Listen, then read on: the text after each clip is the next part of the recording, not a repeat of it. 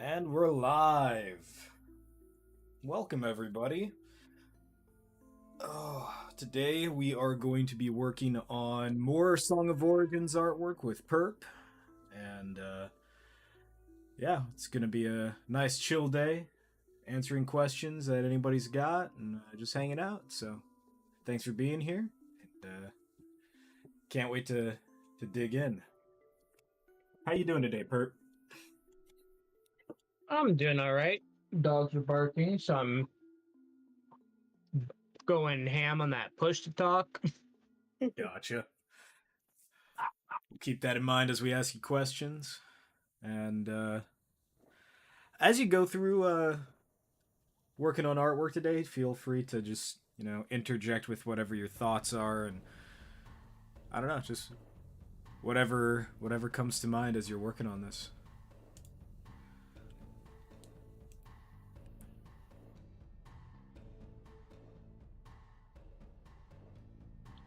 Oh, I been hard at work the past 2 days, finally wrapping up the last of the playtest cards. It has been exhaustive. And I'm just God, I'm happy to have it finally finished. The next step is getting the war game materials ready to go, which also coincides with GM materials. So it's gonna be a big stretch for coming up next week on development, getting everything geared up and ready to go on that end of it. And I'm just glad to have the cards all ready and taken care of. That's been just a lot, if I'm being honest.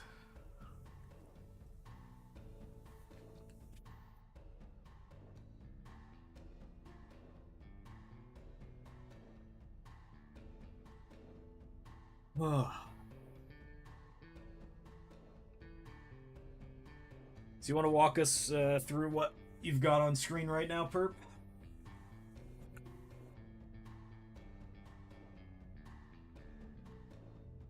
Right now I'm playing around with some of the correction layers stuff that I was starting to work with on the last stream.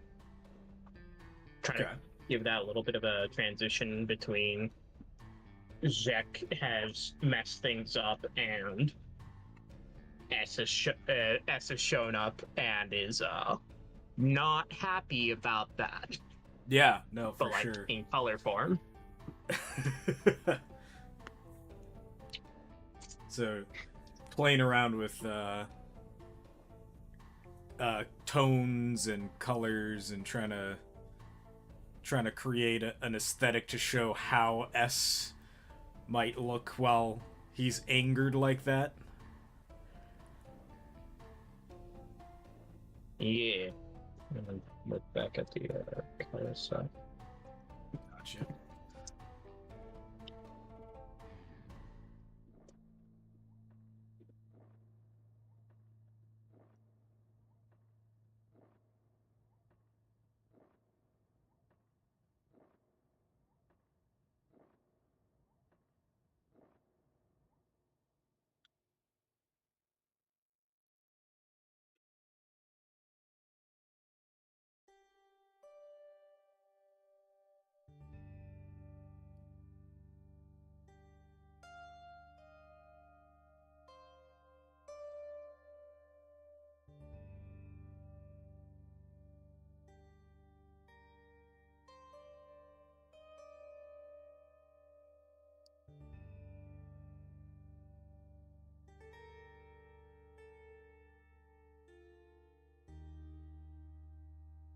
Oh, looks like we have a question from Bonsai Blaster over on the YouTube channel. Aha. Okay. I recently joined the Patreon and I wanted to ask a question about some of the magic of Colony. How much does religion/beliefs affect the magic? Do the row serve as priests or just mages? It's a great question. So, as far as the way belief works through magic systems, there is a certain degree to which uh I presume that the way that you're framing this as far as like belief slash religion in this context means more in the idea of having faith in a particular deity um, grants powers, much in the same way as like a cleric or a paladin or something of that nature. Uh, this is this may be dicing words a little bit, but I suppose one of the ways that I would frame a long format answer to this question is and kind of explore a little bit more of like my approach to belief and religion within Colony itself is that there really isn't a whole lot of questioning of the existence of the gods in their pantheon, which I suppose is more within the realms of faith. This is much more in a developmental era where their understanding of their gods and their understanding of their pantheon of godlike beings is much more to the effect that they don't necessarily have to have faith or belief that they exist. They effectively have knowledge that they exist, and their faith is more like just the putting of trust into those deities. Even less religious sects of insects like the Het, where they don't adhere to any religious traditions or values that are laid out through the religious scriptures. Even they like still recognize that the gods exist, but they have been shunned by them at this point, and so they're probably as close to agnostics, I suppose, as you can get, where they just rely on themselves and trust in themselves. And so even within those contexts, even like knowing and not necessarily having to have belief or faith in religion, they still have access to their magical abilities, such as specifically like with the Het, the moth folk, they have access to the power that Zek granted them, well, tricked them into having in an unfair trade. And so they still have access to that magic, regardless of their piety toward Zek as a deity. Likewise, you have Ro, who the butterflies, who are less like they have religious structure within their societies, but the magic doesn't necessarily hinge, like their access to that magic doesn't necessarily hinge upon their belief or their piety within that religion. And that goes across the board. It's more to do with ancient covenants and ancient pacts made with these gods, or deetic figures, because in the case of the Ro, their magic is granted to them by virtue of the Mother Tree. And she receives access to that magic by virtue of S and Sue. So you have these authorities, you have authority to practice as a result of these ancient pacts, and you don't necessarily have to live up to the behavior that granted those pacts to exist in the first place, because they almost are closer to biological functions at this point within the story's history. As for the question of do rows serve as priests or just mages, uh, they're a mixture of both. You have uh, within the organized religious practices of the row, you have a delineation between uh, individuals who are priests versus individuals who are just mages.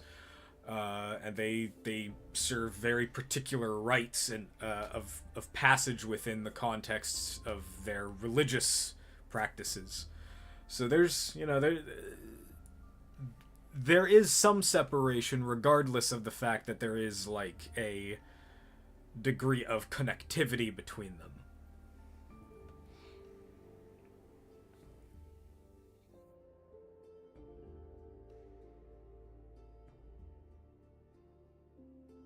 This this depiction of S is looking very Iris-like, and I'm loving it.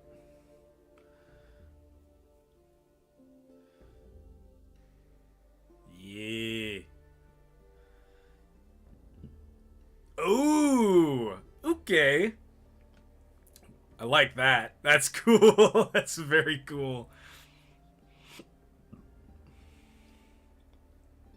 I like the idea of using the moon as a pupil uh, to show the direction of S's gaze in this moment. That's a very unique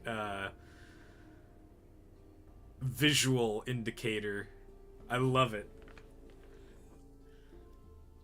That Yeah, actually, because I was thinking about this scene and how much visual noise that or not that layer. Turn that one on. Turn that one on. This kind of has. So I think it might make more sense for the moon to get eclipsed in this shot, and then doesn't and is only brought back in this one. I see. Okay. Yeah, exactly. It's an eye. Yeah, it's this I sees. Uh, all right. I'll see myself out after that one. Sorry. Uh, what was I gonna say? Oh, it's on the topic of eyes. I've actually like this was an interesting like design concept that we played around with earlier in the project of just like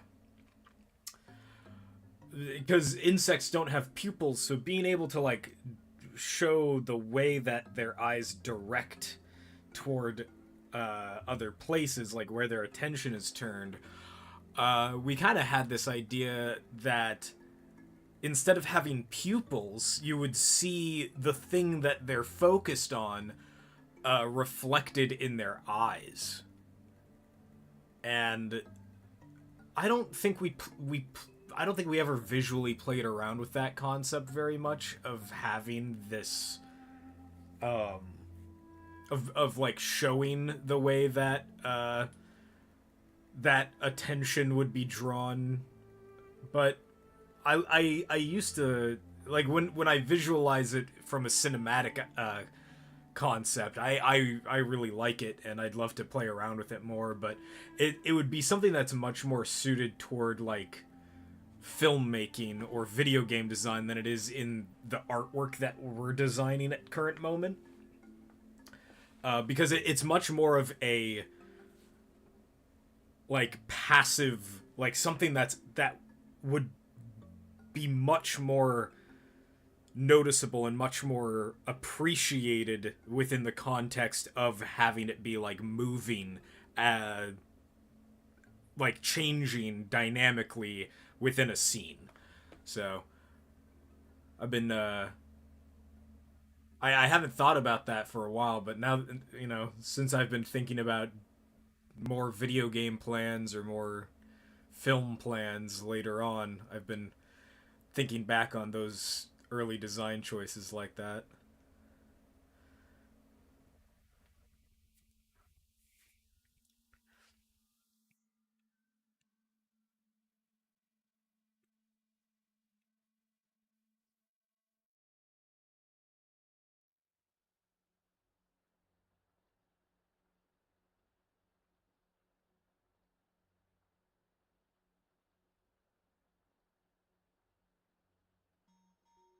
It's just a haunting scene. It is.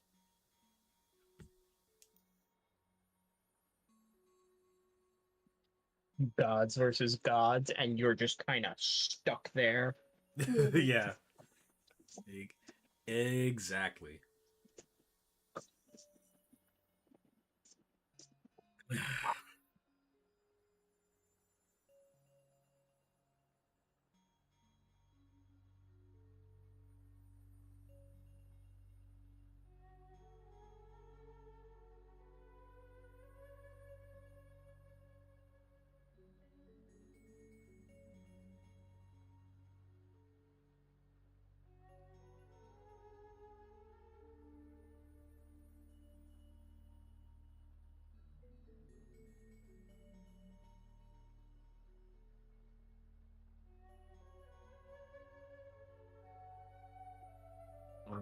Somebody, somebody did a kerfuffle and moved my canvas over. And by somebody,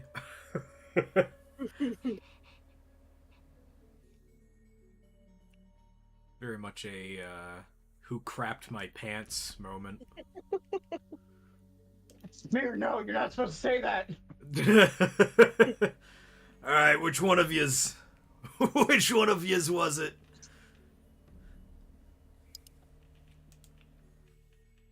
The terms of service. The terms of service. I can't say crap. It's legally a swear word. I don't know. I Legally. didn't write this. Is there any place to read up on the lore of Colony? As far as the mythos goes, we are working on that currently. So current plans are as we're the artwork that we're making for the Song of Origins right now. We're gonna start releasing a video format of the Song of Origins in 3 parts. As we release those parts, we're going to release the text format of those parts. And then coinciding with that, we're working on trying to get a wiki going. So we'll keep y'all posted on how that goes, because I've been wanting to get a more consolidated location for all of our materials, at least for our text-based materials for the public. The website's not a great spot for it, just because trying to build our own wiki on our website that is inevitably going to change in format and hosting over time. It's not feasible to really keep up with something like that. So we're looking for third-party wiki hosting, and can thank Holly for some amazing work that's been going on with that so far. What else?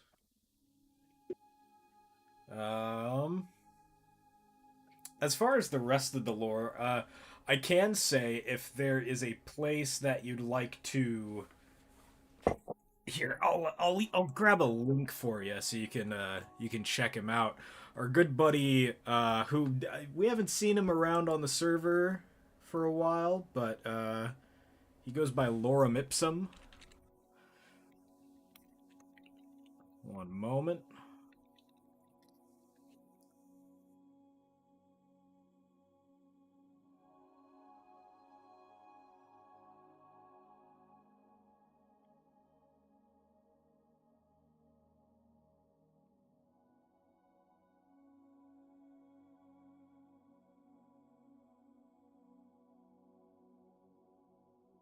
All right, here's a link. So Lorem Ipsum, uh, he has for a while now. For a while when he was still active doing it, and before we got hacked, he was making lore videos talking about Colony and some of the stuff. Like he was touching on stuff that we hadn't gotten official materials at for just yet, or like unconsolidated materials. So like he has a whole video talking about um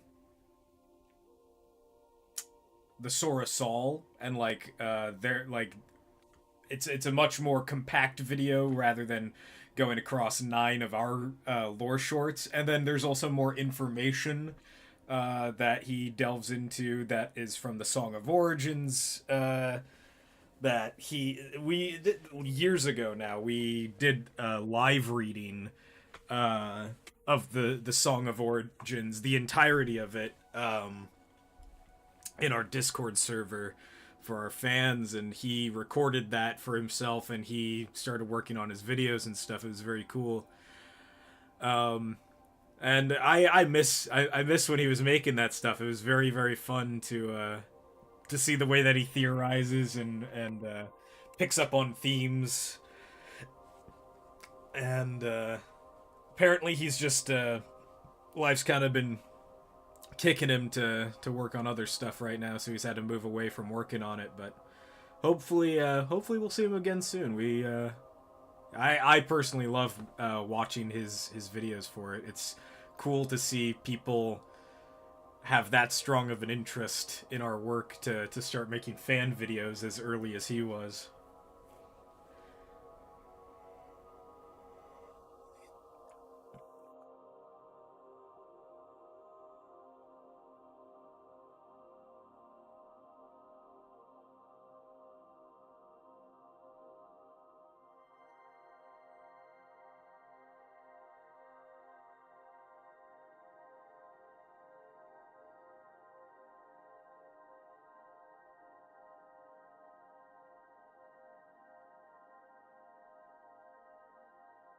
There's also this really funny moment in his coverage of this exact scene that we're working on right now, where I'll paraphrase it, but he's like, and then Zek went and got S to show him what he had hatched the eggs, so that as hoping that S would be happy, and well, that didn't really happen.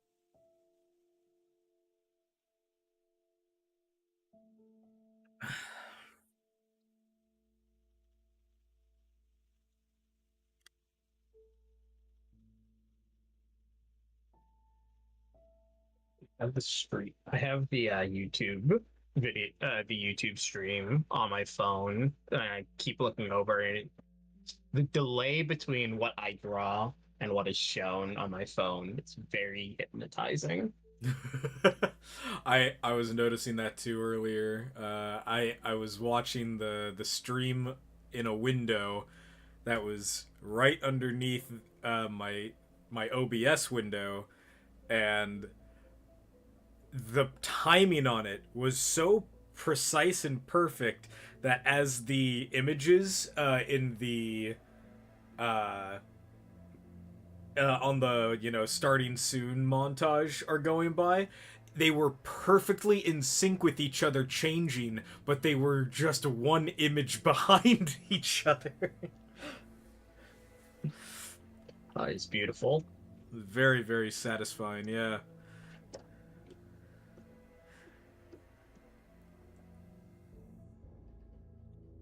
Sometimes it's just the simple things in life you gotta treasure. Take all the little things that you can get, all the tiny little joys that you get out of everyday existence.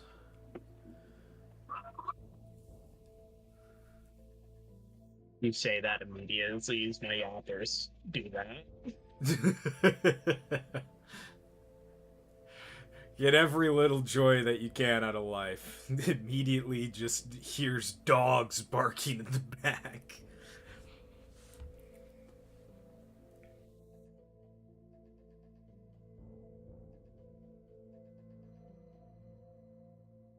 Well, I certainly don't want to work on game dev this weekend. I probably will wrap up music for the first part of the Song of Origins. I might do a little voice acting. Tomorrow I'm taking off. I was out of town until Tuesday night and I rolled it back into the driveway at 9 p.m. and then yesterday, I was immediately back to work cutting cards for 12 hours, and I just barely wrapped up that this morning. So tomorrow I'm taking off, but then Saturday and through the weekend I'll work on music, maybe some voice acting. We'll see.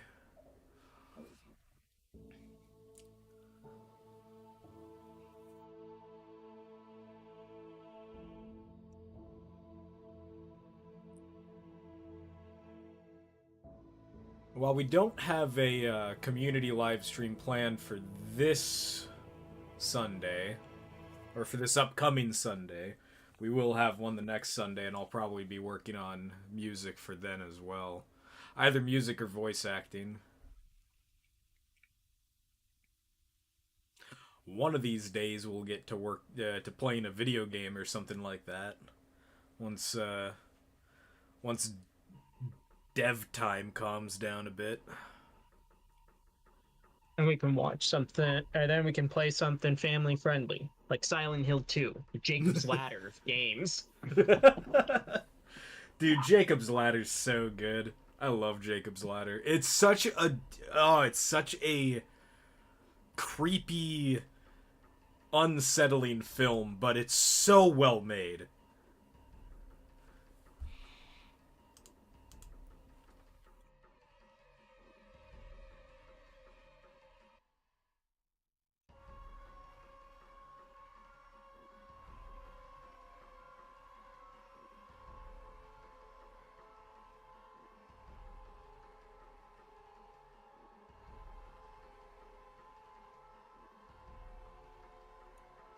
I need to plug my phone in. I did not realize that I was getting so low.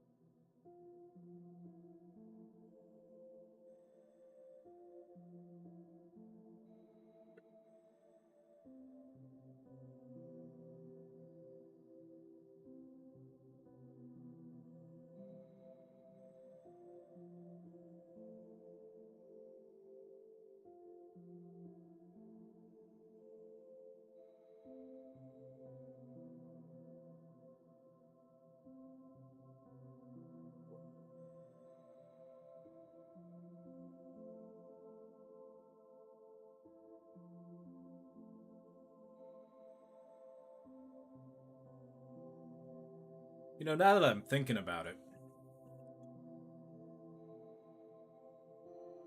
turning my Sunday live streams into working on like audio stuff would probably help expedite the process of getting the next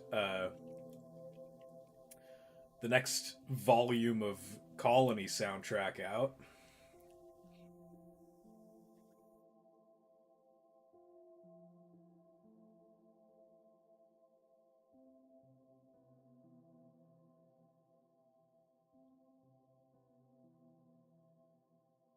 it would also be a good excuse for me to just,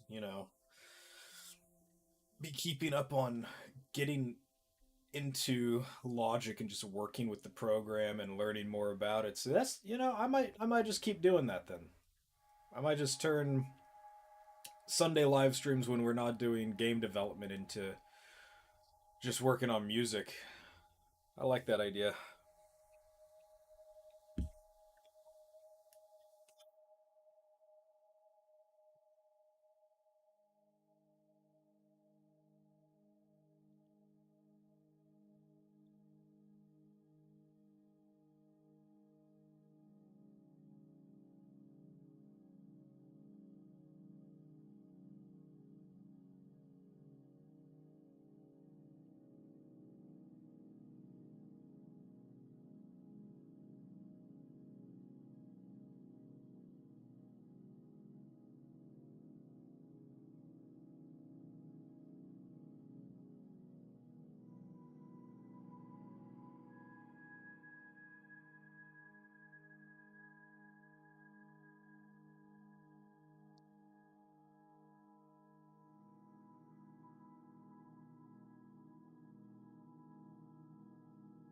I love that depiction of the Asatari. The constellation concept was so inspired. I love that. Oh yes, absolutely. Oh, welcome back, Holly. There, Thanks.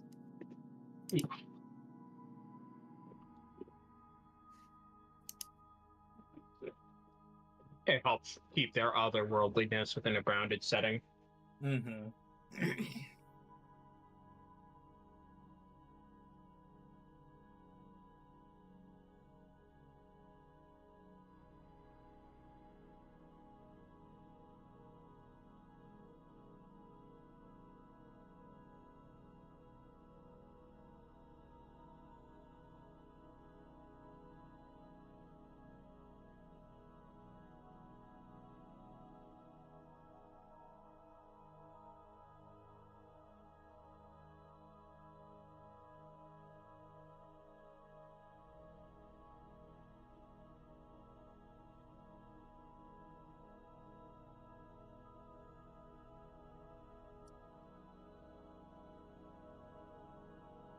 Ooh, that mist is excellent.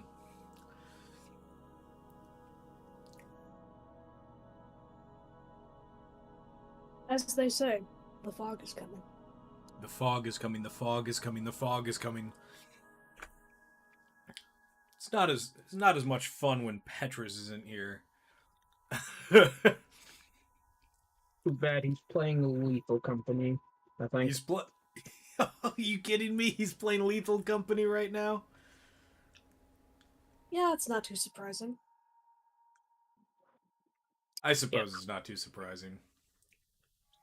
Where's he playing it? Is he playing it with friends in a different server?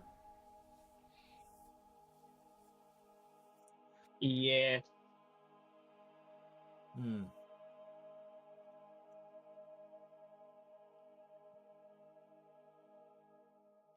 Oh, I don't necessarily want to sit in an office chair and play games after we're done here. I want to go down on and veg out on the couch and watch a movie or something. But tomorrow I might be down for some games.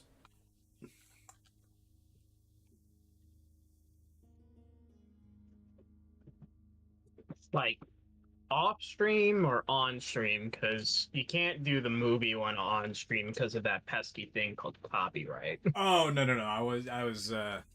I meant like just off stream, like go and hang out in one of our other servers to go play.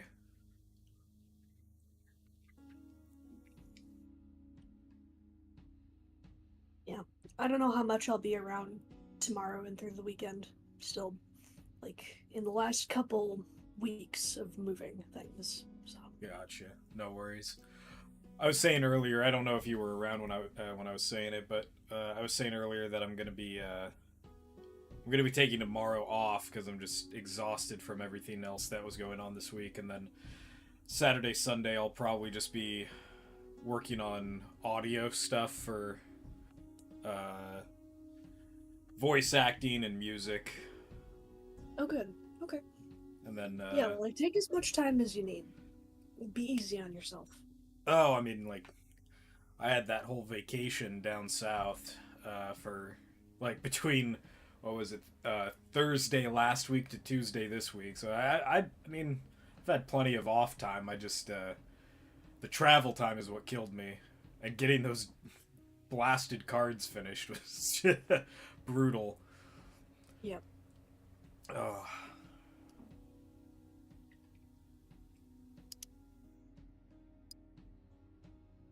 What are the deities of Colony? Though they seem more like magical forces of nature than directly gods. The Mother Tree seems important, but what makes it so important? Same with S. So, in their interpretation of what they are effectively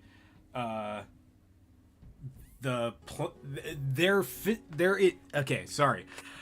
I get excited and I trip over my words. Their interpretation of their physical forms is that they're capable of taking on many forms. The forms that the Sakuda are most accustomed to seeing them in is as heavenly bodies in the night sky.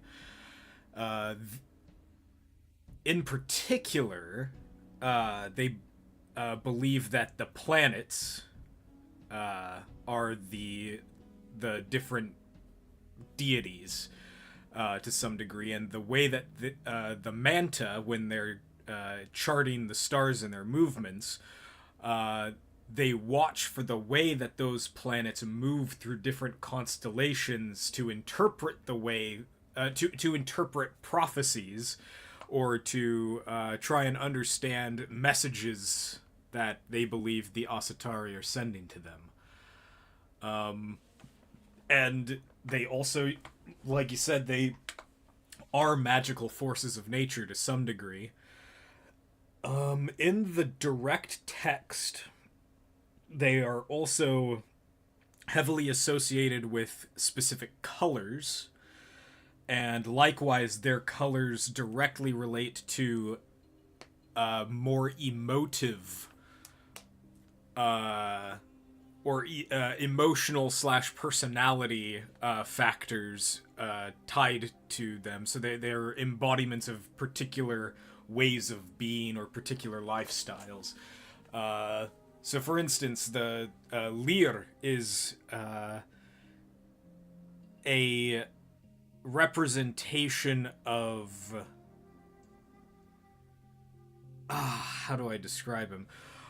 He is the...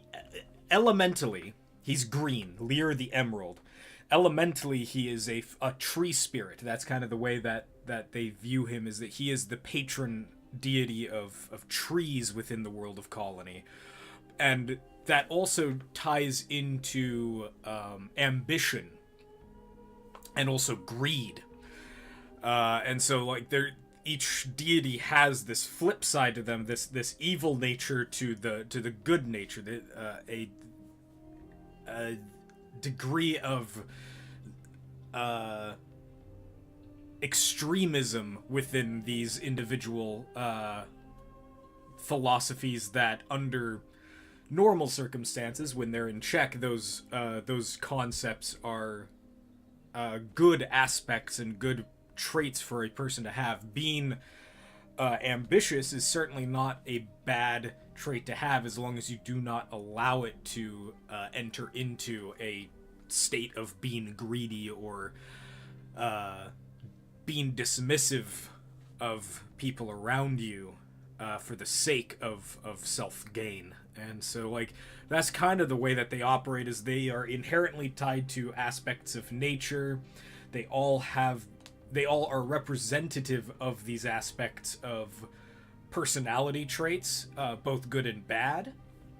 And they all kind of are these they kind of manifest themselves, at least within the Sakuda perspective, they manifest themselves as heavenly bodies, and they also have physical forms that they occasionally use, disguising themselves as Sakuda to walk among them as they need to or as they please.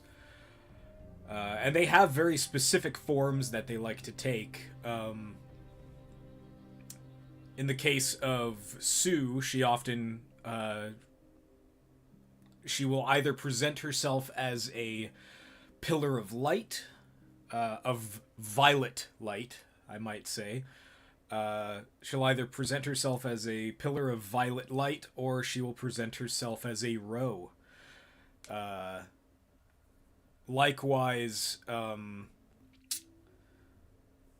Dar, the saffron, he will, who is the embodiment of merriment, but also debauchery, or debauchery. I don't know how to say that. Debauchery. Debauchery. Yep. He also has a physical form where he presents himself as a jewel beetle, and he's shown that form to individuals like the Terra when they gained their freedom. There's a lot of examples of that. Oaked takes the form of a dung roller beetle. And Oaked being he's Oaked the Umber.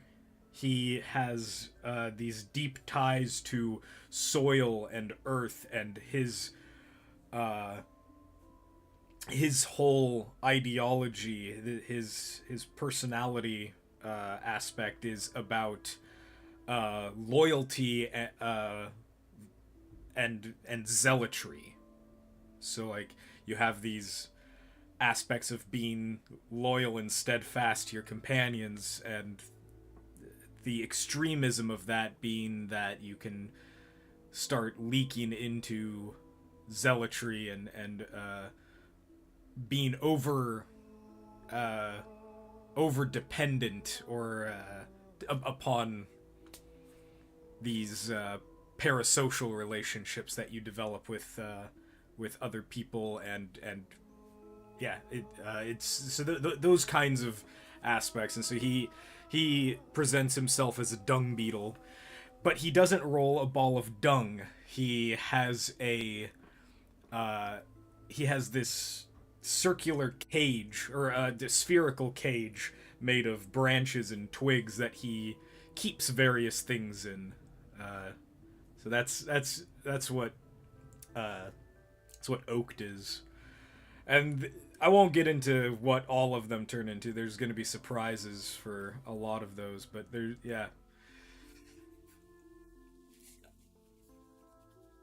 they all inhabit and exhibit their own realms of personality and of nature.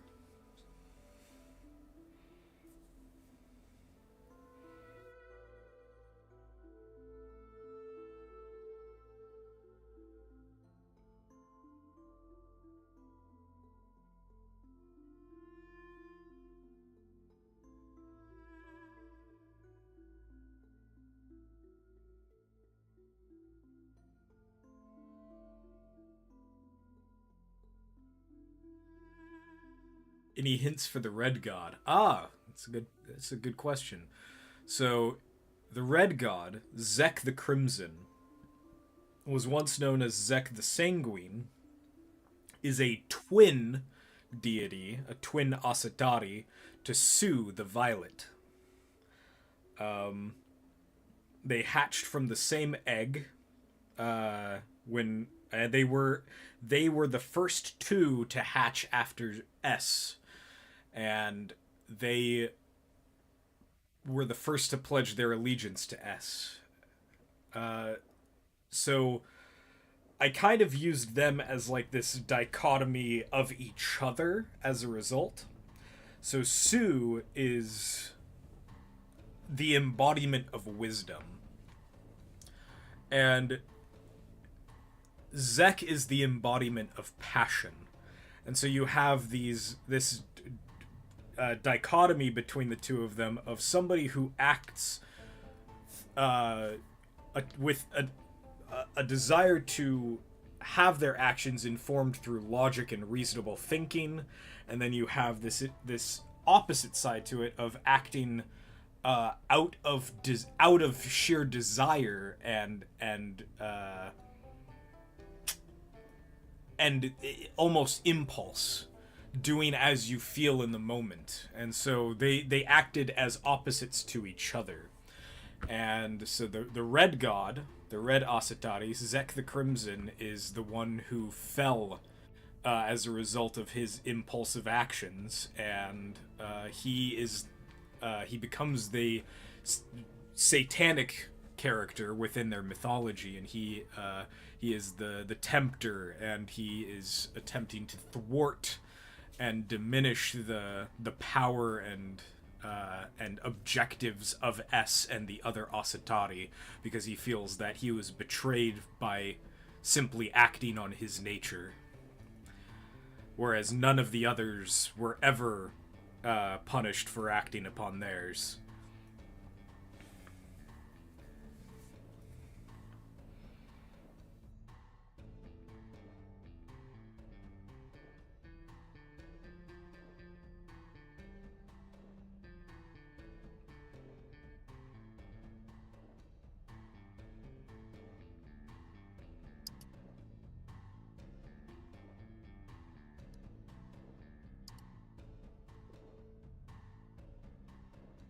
Elementally, Zek represents fire as well.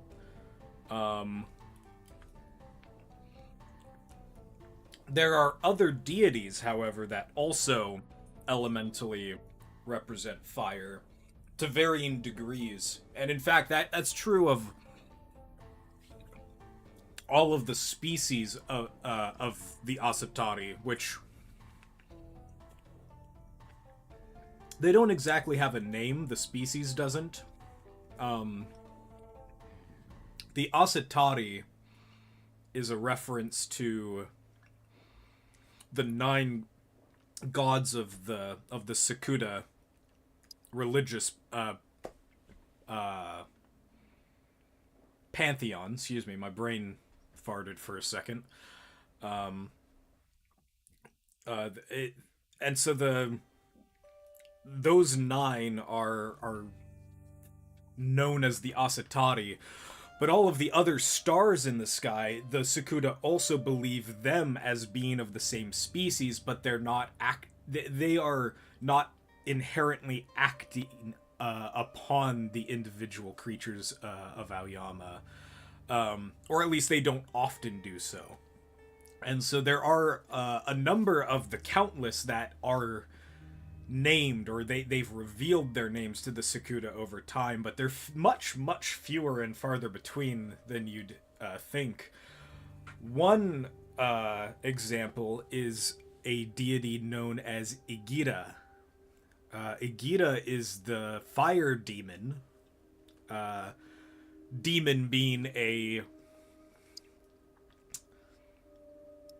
more anglicized form of the word that they would describe Igira as in their language. But Igira revealed herself to a sect of, like, a tribe of Fora, of ants, and basically said, if you worship me, I'll give you some of my power, which is over the domains of flame and pain. And so they started offering up sacrifices and offerings to Igira, and that's how this particular tribe of ants became the fire ants, the Igi. And their venom was imbued with her fire powers. And so there are definitely going to be in the future more examples of minor deities like that. Some of the countless who have revealed themselves to other tribes of Sakuda. The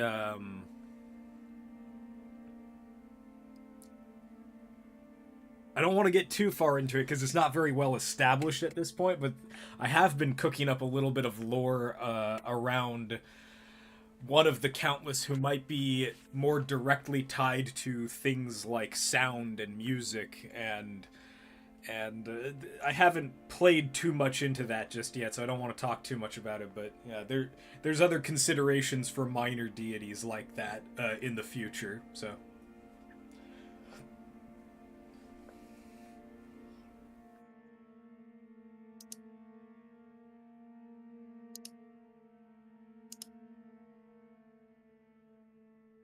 And how are things going on your end, Perp? Every time I hear the word minor, I just have the Transformers 1 month, like, clip show in my brain.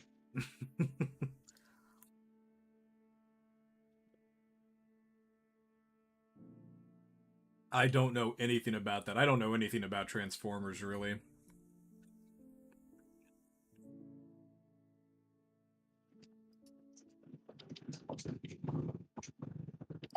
The short version of what Perp is referring to is that in the latest movie, Optimus and Megatron start out as Energon miners. So the word miners gets said a lot in the film, and I think Jobby the Hong put together a montage of it. Oh, God. Okay.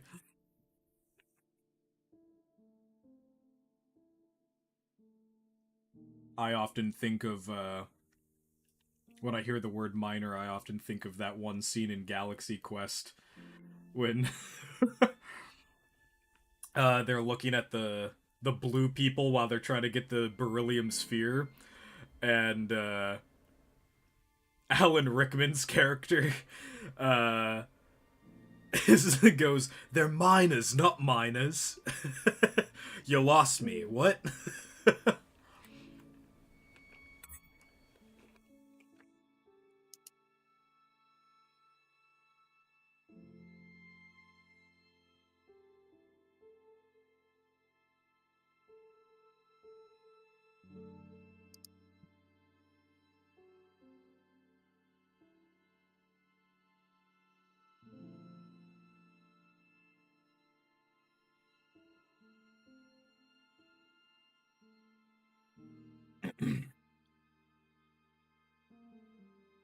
Oh, goodness. If you'll excuse me just a moment, I need to go get some water.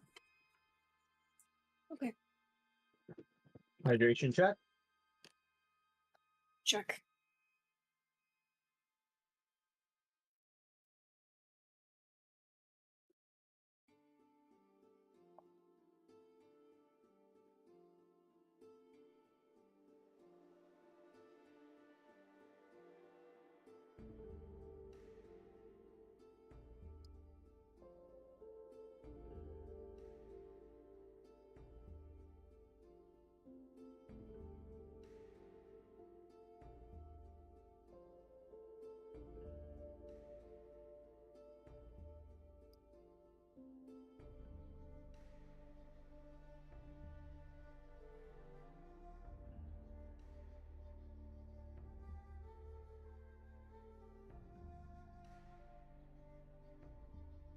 Oh, I love how you're integrating them into the mist.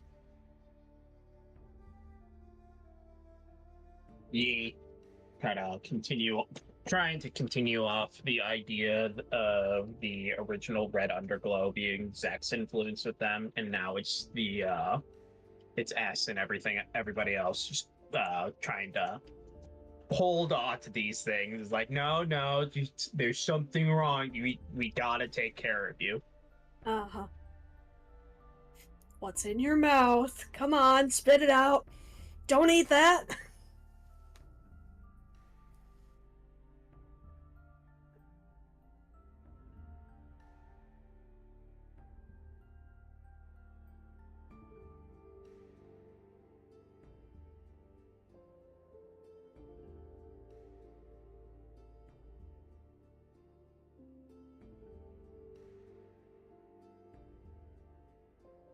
So I'm curious what the kind of crystalline-looking structure is that you have there.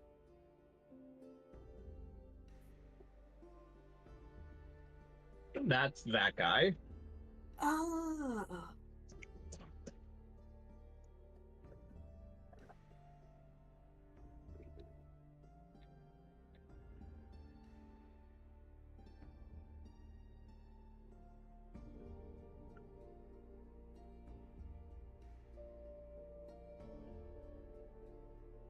And I'm back.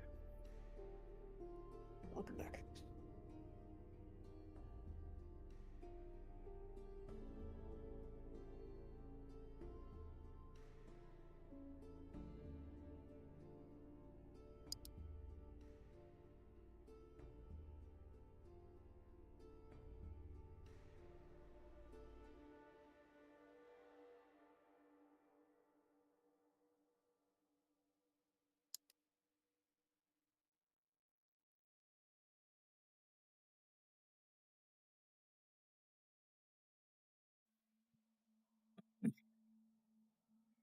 So are these the healed soda sol that you're making right now?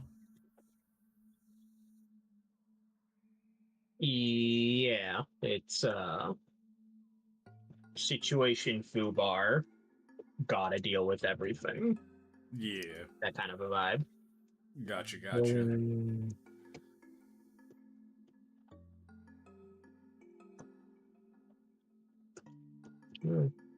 So we'll probably be fading through some of these different layers in the editing room, so to speak.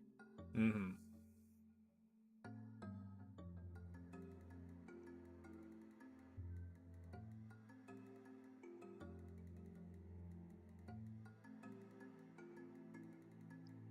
That's a shiny S right there.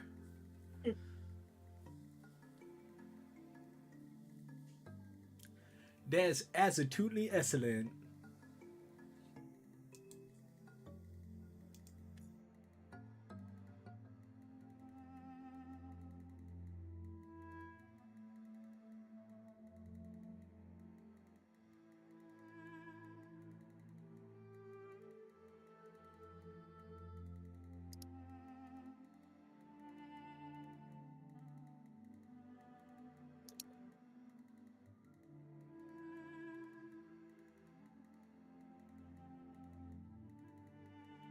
We have questions from Imbecilium in Discord. Aha. So that's why they're taking on the different colors and glows then? Yes. So this is them getting healed after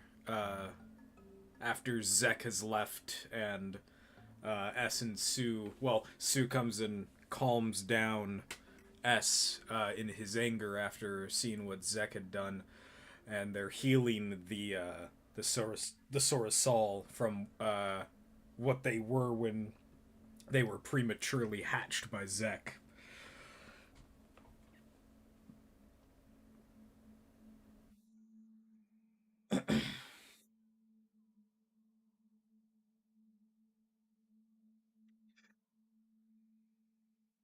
Shambling, vague, skinless things. Effectively, yeah, body horror to a degree. Uh, they were, in my mind, the way that I imagine them is they emerged and they were almost uh, like oobleck kind of stuff with bits and pieces inside of them that just weren't fully developed. And they had like teeth and horns that are just kind of floating inside of this gross gelatinous gore mess, and just beings made before they were ready to emerge, and so they're just in sheer agony of what they are outside of the protection of their eggs.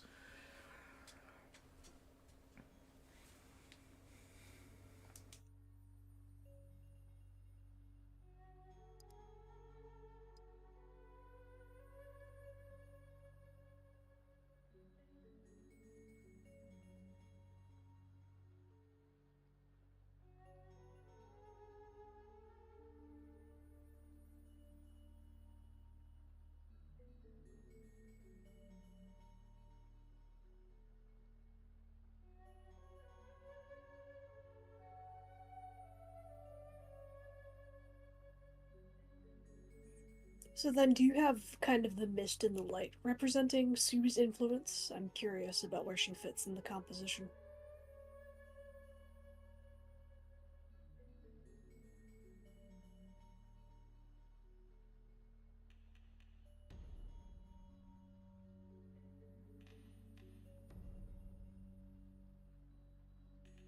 Perp? Well, for Dawn. Oh, gotcha.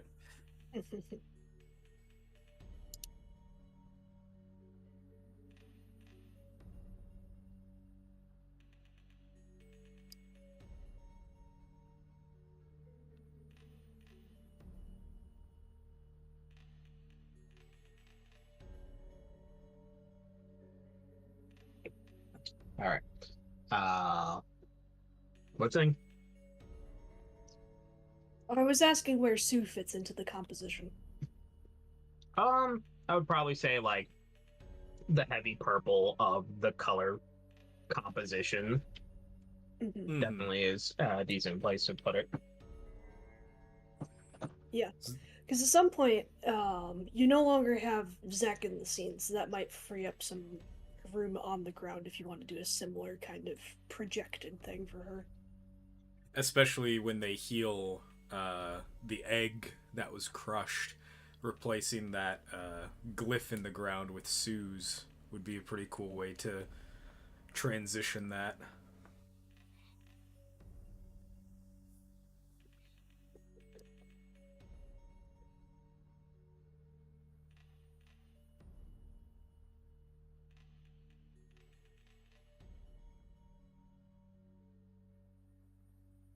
That was there. Okay.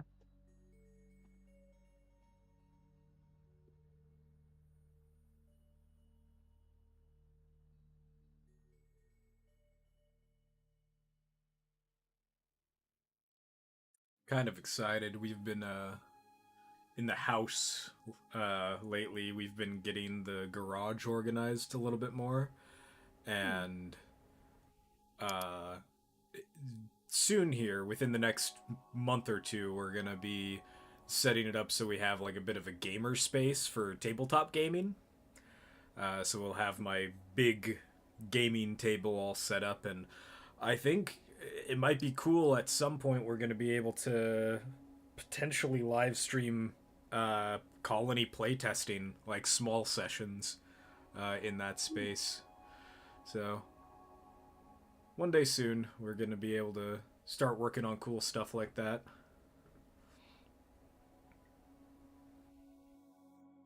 I'm also trying to get it so that way that space also has some a setup for my 3D printer, so we can potentially also do some like community day streams where we're modeling and then 3D printing colony stuff Hmm. someday. Yeah, how is your printer doing? I haven't set it up yet. it's Oh, it's just been sitting in the garage. okay. I know I've told you this story, but I have watched that same model of printer die a slow and painful death, so I hope yours is in better shape. I hope so too.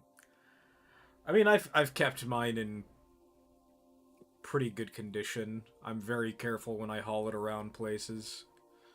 Um, it will definitely need a good cleaning when I'm done because I can't. I wasn't the last person to put it away. Uh, Hmm. that was my father who did that, and I'm not sure how cleanly he understands some of those components have to remain. Uh, Yeah, I was coaching my parents on like, okay, this is the stuff that you can touch. Don't touch that part. I'm gonna grab that with gloves. Yep, there you go.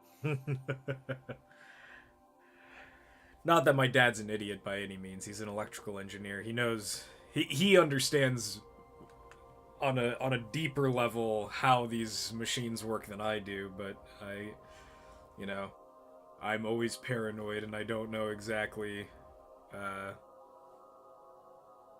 especially with the fact that this 3D printer was out in a garage or not in a garage, a shed in Tucson for several years before it was put back into its box. So I'm praying that it's gonna be all right because I can't afford another printer right now. Yeah, the forms can be a little temperamental. Um, Be nice to have something like an Elegoo or something like that. Something on the relatively cheaper end of resin printers. Yeah. And Elegoo's good I quality for their price point. Elegoo's okay. Like, there's nothing wrong with the machines that they make, but I don't like how locked down their ecosystem is. Oh, do they only use proprietary software? Yep, just like the Ooh. Form does. But Uh, different software, of course. of course, yeah. Yeah. So I much prefer Anycubic's approach, where I can just use whatever software I very well please and get good results. Fair enough. I'll have to invest any cubic. Any cubic isn't the one. No, that's Ender. Who makes Ender printers? Creality. Creality, yeah. I know that as far as FDM printers go, Ender, especially the Ender 3 is pretty stellar for its price point. It's like $300 and you can get near resin quality, like near low end resin quality prints, but still like resin quality prints on an FDM machine is really impressive if you can get it all tuned in right. Oh, yeah, if you want to get started with the Ender, talk to Kevin. Oh yeah, oh yeah, you guys are printing on an Ender right now, right? Yeah, that's what all of the tokens were printed on. Bet. Okay. There's this one guy that I've watched, and I know that Kevin and I have talked at length about this before, but there's this one guy years ago when the Ender 3 was newer. Uh, he was talking about how he was getting exceptionally high quality prints for his D&D campaign using an Ender 3, and how he shared all of his settings in whatever program he was using. And Mm. you look at those prints coming off of the plate, and they're just like near perfect. Like you can barely tell that there's layer lines on it. It's pretty Mhm. remarkable quality. And And I if you can want to go smoother and you're willing to deal with some of the hazard, you can do something like vapor smoothing. eh, I, vapor smoothing would be cool if I cared that much. uh, most I mean, and this is more of like probably an attitude I've picked up just because most of my experience in 3D printing has been more for prototyping than anything else. Hmm. Especially, you know, working with RSG, and literally all of the prints that I was making, with very few exceptions, were rapid prototyping prints. Hmm. I'm just looking for structural stability in a print at you know, most of the time. Uh, and as long as it looks good, then that's like good enough is my main concern. Yeah, that's fair. Man, I am I've been thinking about whenever we have models ready to start working in the Titancraft stuff. I'm so hype. I can't wait to start getting into that. Yep, still a few steps, and really, I want to do more test printing before we get into that stage where it's harder to make any kind of changes or adjustments. Right. Because once you kind of get past a certain point, you have either committed to the model that you're working with, or you just start over. Not Mm-hmm. completely necessarily, but it'll be a lot of work that has to be redone if we do decide, like, oh, this part isn't stable enough, or it's not doing what we want it to, it doesn't look the way we want it to. So, Right. um, once I get my printers set up in the new place, I will be printing ants to start with. Oh, I can't wait. because I especially can't wait for when we can be doing play tests with our own miniatures. That's gonna be sick. Hmm.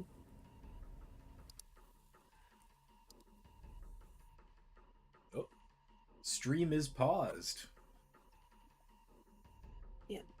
There we Yeah, I think I minimized the window. go. Gotcha.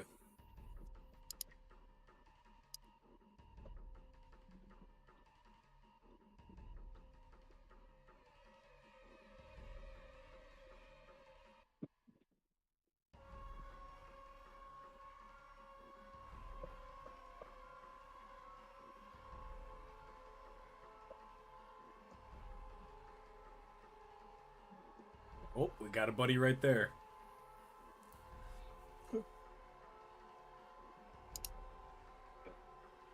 That dude's squiggly.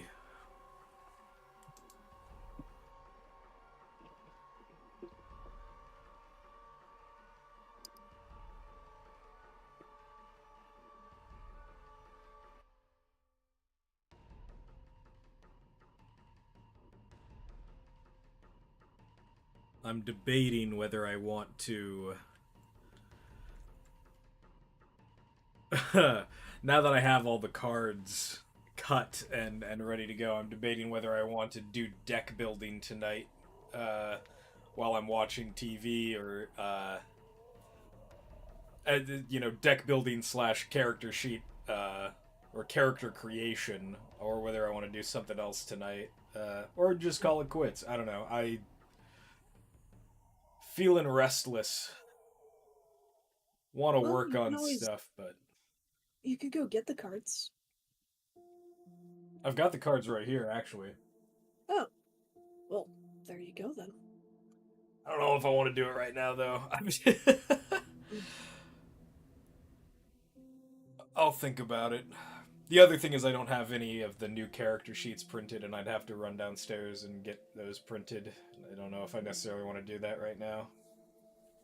Okay.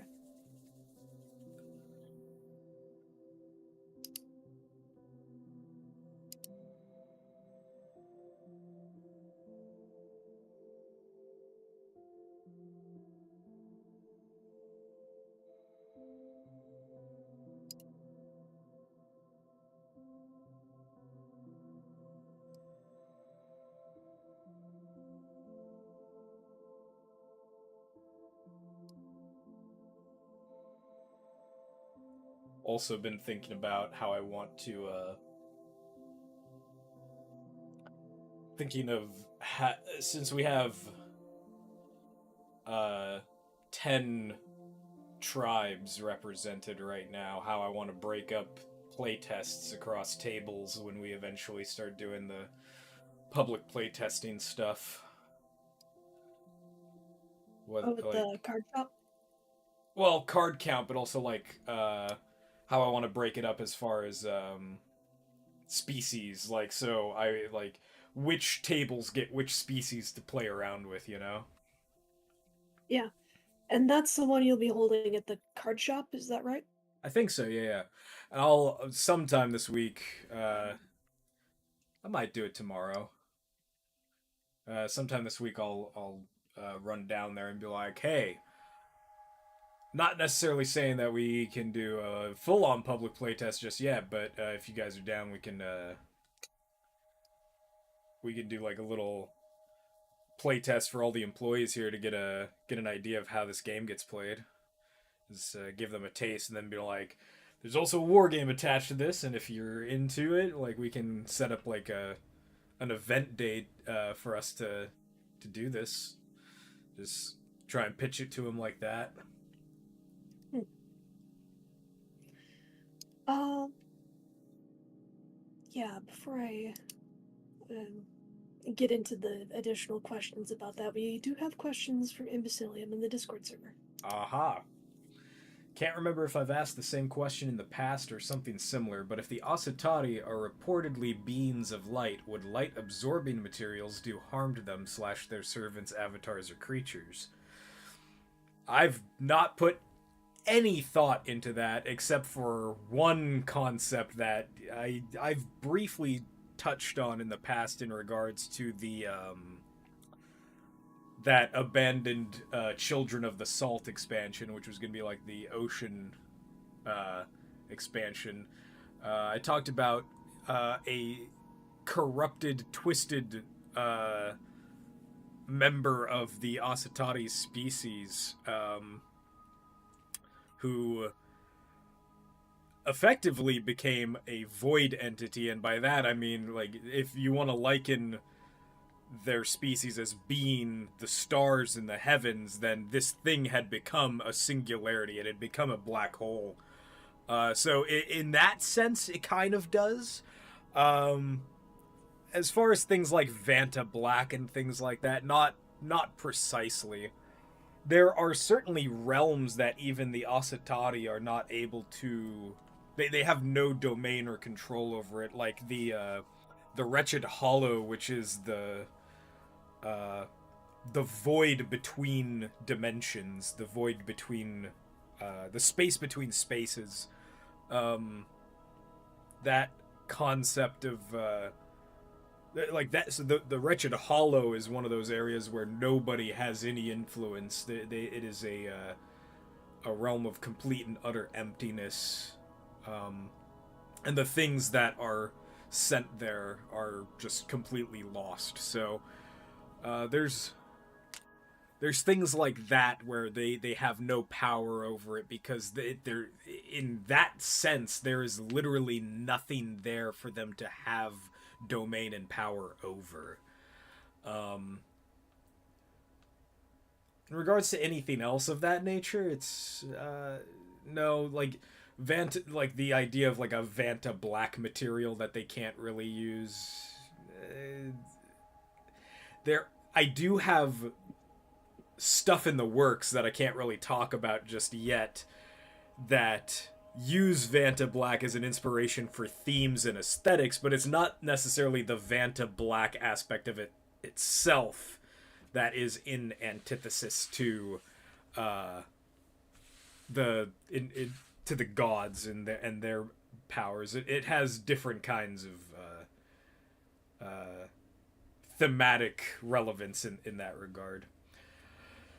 Do I have any row cards I'd be willing to tell about? I as far as like particular powers that the row exhibit, I think they're all pretty, as far as like arcane styles of magic go, they're pretty standard in my eyes. But I guess what's interesting about them to me is that we themed them around light, because they gained their power through S and Su, and so there's this inherent light of the Asatari, the light of dreams that powers their magic, and so all of their magic is themed around, light and flowers, which I'll also, like, as a small aside, and I've definitely talked about this out there before, the song Through Patience and Pain is, how do I describe it? It's, the beat of it is the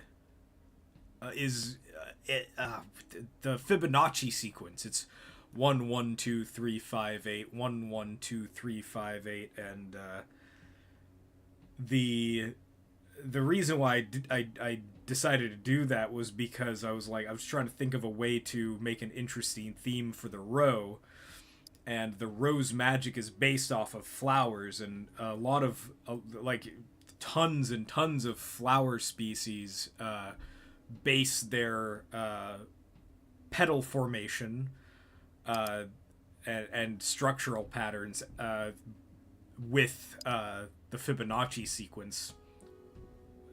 And so I kind of used that as an inspiration for how to structure the music of it, and all kind of flows in like that. So there, as far as like the different schools, so to speak, of magic within the rose, like magical abilities, all of it's based off of light. So like if you want to think about their fortification magic, anything that has to do with defense would be would be relatable to something like hard light, and anything related to evocation magic, which is attacking things. That's all of your offensive magic. That stuff is all like about focused light, like lasers and stuff like that.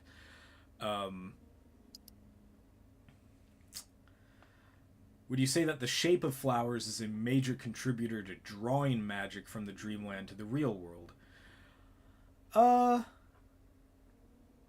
The yes, but it's and there is some thematic relevance. I've actually, strangely enough, for this, I went into flower theory, and like the what do you call it, the emotional and thematic ties that certain kinds of flowers have in relation to like to their shapes and their meanings and stuff like that. I put a little bit of that into the different schools of their magic. So the way that it works at its core is that when a row draws a spell, they call that the spell sigil. They have to start with a base sigil, which is the base sigil is one of a number of these flower sigils, and it is the core base version of that sigil that determines what kind of a spell it is. And so that shape is very important to get right, to properly crafting the type of spell that you want to craft, whether it's evocation or fortification, invocation, any of them.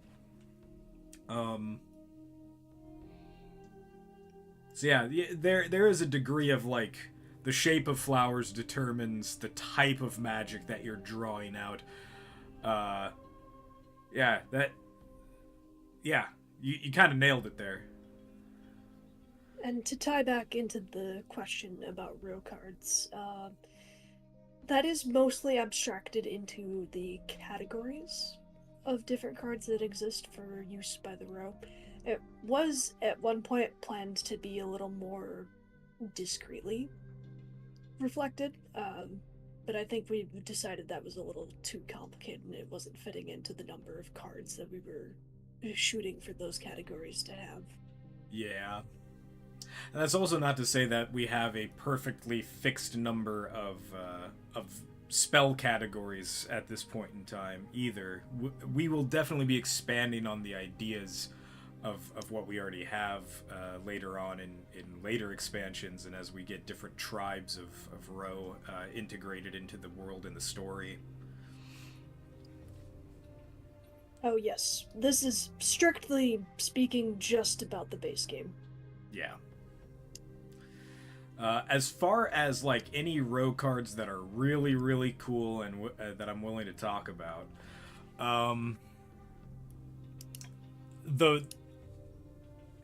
the one that immediately jumps to mind, and just because it's such a powerful visual to it, is Thorn, which I believe is represented with the flowering spell, which is that beautiful big bluish purple piece of the row crafting that spell sigil in the air. I think that's Beam. Is that Beam? It could be Beam. It is Beam. Okay. Yep. Either way, that piece of card art is definitely the one that stands out to me because I love that piece. If I could get, is there a fireball equivalent? Yes. Oh yeah, it's called Blast.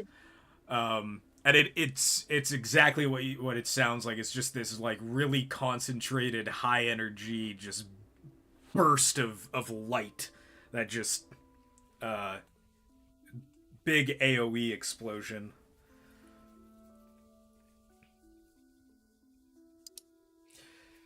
And Thorn is the equivalent of Magic Missile. It's a very low level, low effort, uh, low resource, but can you can use it, and it does damage, so that's that's good.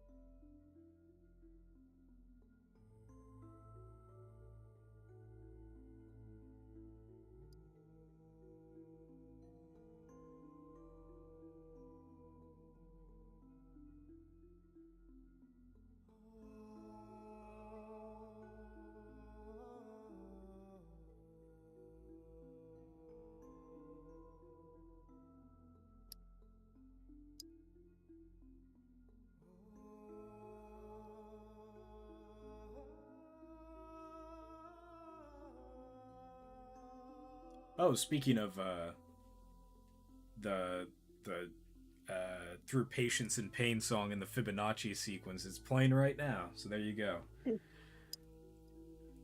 1 1 1 2 1 2 3 1 2 3 4 5 1 2 3 4 5 6 7 8, and then yeah, so on and so forth. I'll go out on a limb here and guess that the way Blast is cast is that as the sigil blooms, the rose snaps it shut and just kicks or hurls the unstable flower bud to whatever poor sap they have beef with. Effectively. The other cool thing that I like about the system of how Ro perform magic is that they can prepare spells ahead of time, and it imprints the sigil onto a blank spot on their wing, and then they can effectively peel it off of their wing and then use it later. So you could just like have a blast ready and on hand, if you've got the space to prepare that kind of a spell.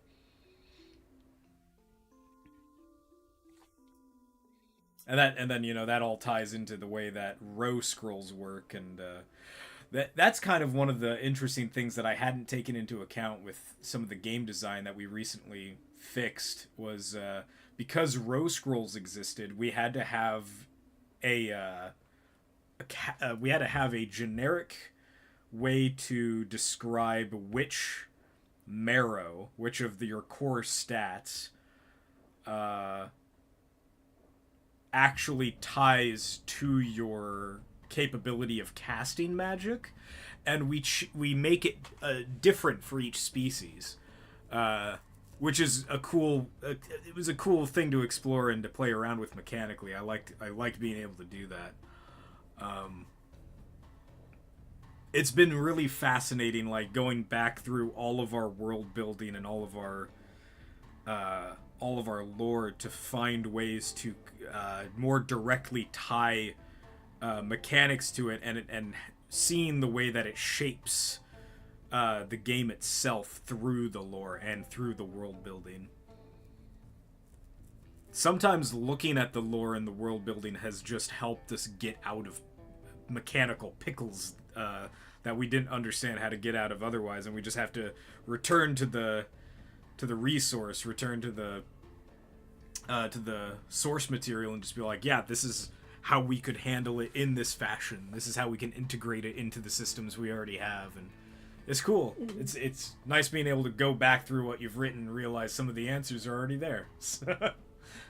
Yeah, when we were in the final stages of conceptualizing those last few cards, I was opening up like the writing folders basically every day and just going in and reading and looking for things that we could turn into cards. Mm-hmm. Oh Lord, we cooked. I didn't remember that. Yeah. The early days of colony development were just magical.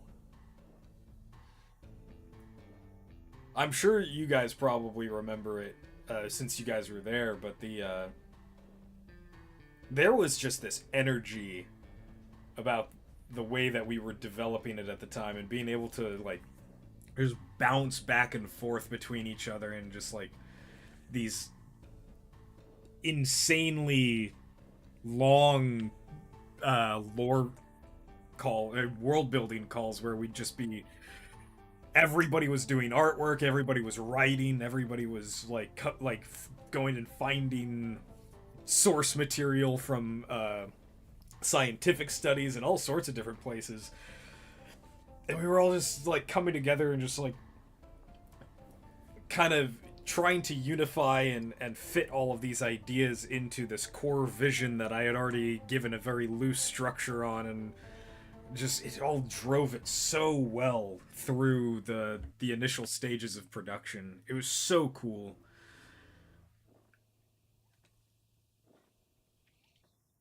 Certainly don't miss those days, uh, given the context of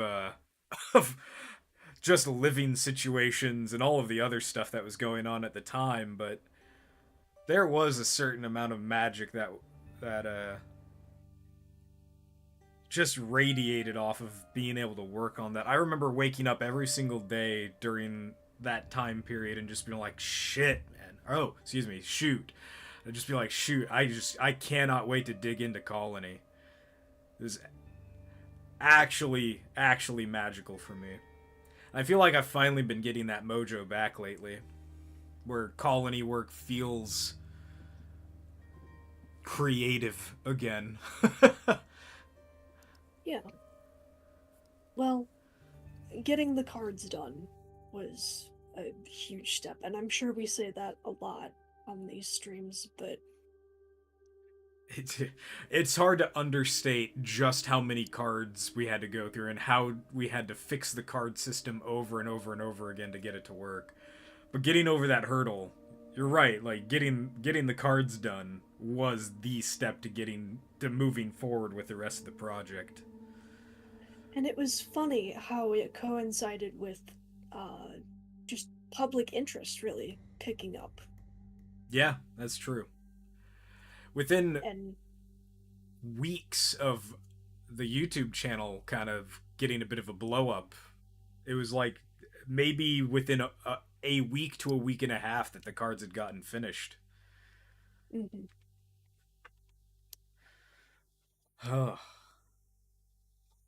And it is really helpful and motivating and wonderful to see all of you enjoying Colony and interacting with Colony and interacting with us because we like to talk to you. Yeah, absolutely. Colony, as it stands today, would definitely not exist if it weren't for people being interested in it. We'd be so far behind in progress, Mhm. even compared to how far we've been behind due to other forces beyond our control. But like, I can definitely say that, especially with everything that has been going on with me personally this year, the rejuvenation of interest that Colony has received as of late has really been able to get me back into a better mindset for wanting to work on Colony. So, and not to say that I haven't wanted to work on Colony, it's just that Colony is I've had to come to terms with this fact that Colony is something that I will never be able to stop doing for the rest of my life. It's simply a part of my existence as a human being now, and I've been working to try and accept that. And it's going to be that way no matter whether or not I'm always enjoying working on it or not. And so especially with how bad just garbage this year has been for me, all of the awful things that have been going on in my personal life, Colony suddenly like being revitalized and me being in a unique place right now where I can work on it a little bit more frequently and openly has been such a blessing for my mental health, and as well as just it's been a wonderful thing to be able to fall back on, and has given me that perspective of just like, if this is something that is just going to be a part of my life for the rest of my life, I should just suck it up and enjoy it even during the really rough parts of it. So it's been good amount of healthy acceptance that's been going on in my life for it lately, and I'm really grateful to have that.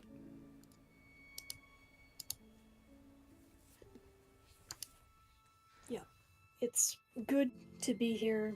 It's good that things are happening, both on the development side and just, again, people becoming interested in Colony. Yeah. So thank you all for being here today. I really appreciate it. Yeah, thank you.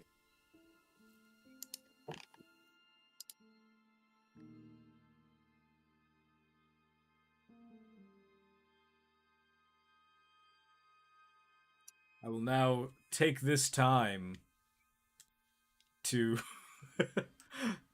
to shill our Patreon. Do you have as low as $1 and as much as $20 to blow on some people who have little more than nerdiness and a dream on their side? Maybe consider donating to our Patreon. We have behind the scenes stuff, and it helps us just keep the project going. You get special access to our Patreon newsletters that have lots of in-depth detail on what we're doing on the game development side, beyond just us talking about just how many cards there are to for us to develop and work on.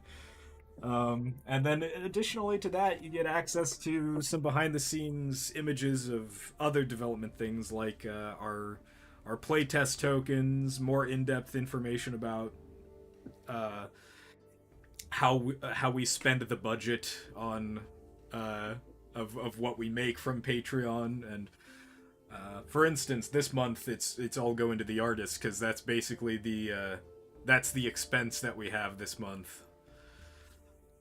Well, also some other expenses, but Oh well, yeah. yeah. I've gotta pay Kevin back for all the 3D printed stuff. But besides that stuff, besides manufacturing costs on our playtest materials, where all of the money's going toward just the folks who are helping keep Colony moving, like Perp and Matt.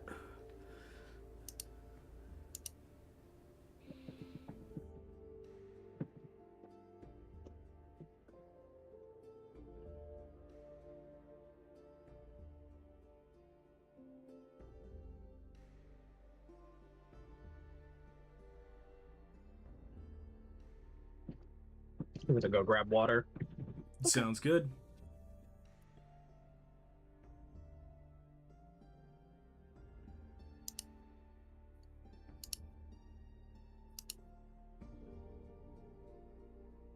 A lot of the past few Thursday streams have been very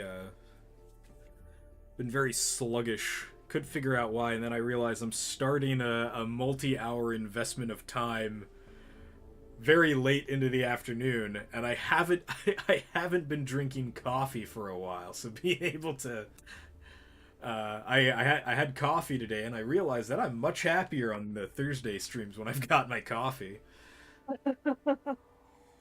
Hey, cracked the code.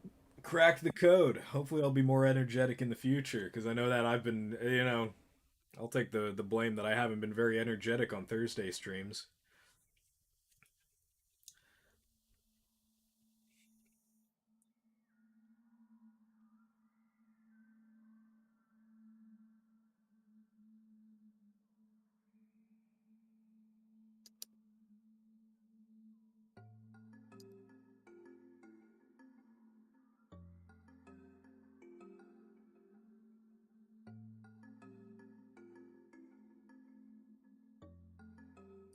Oh yeah.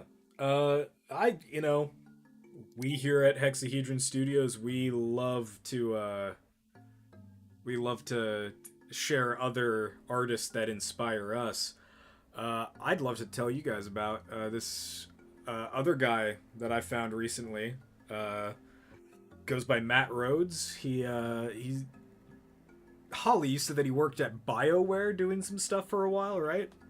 Yeah, you might know him from some little known projects such as Mass Effect and Dragon Age. So, was he doing concept art for them, storyboarding? What you know? What his role there was? I believe concept art, yes. Okay. So the way that I discovered him recently was through our World of Colonies YouTube channel's algorithm recommended I look at him, and I found him through his own world building project that he's got going right now called Dead Gods.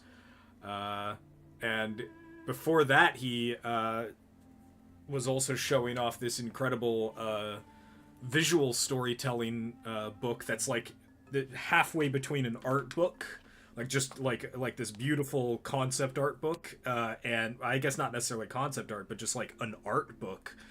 And then it's also a full narrative without words. It is all implied storytelling. So and the visual illustration is all of the design style is kind of inspired between like Atlantis: The Lost Empire and Treasure Planet and all sorts of these really unique aesthetics.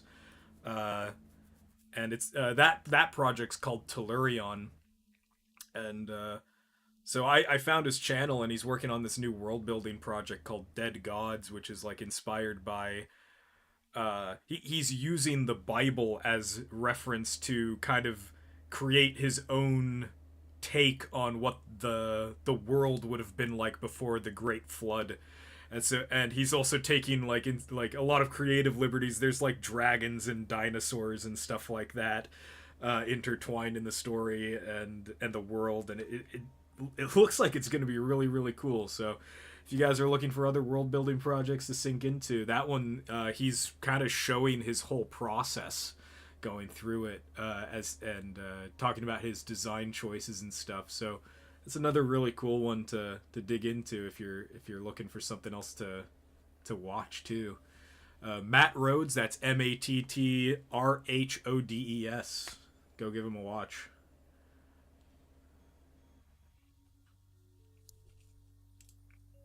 I'm back. Welcome back. Welcome back.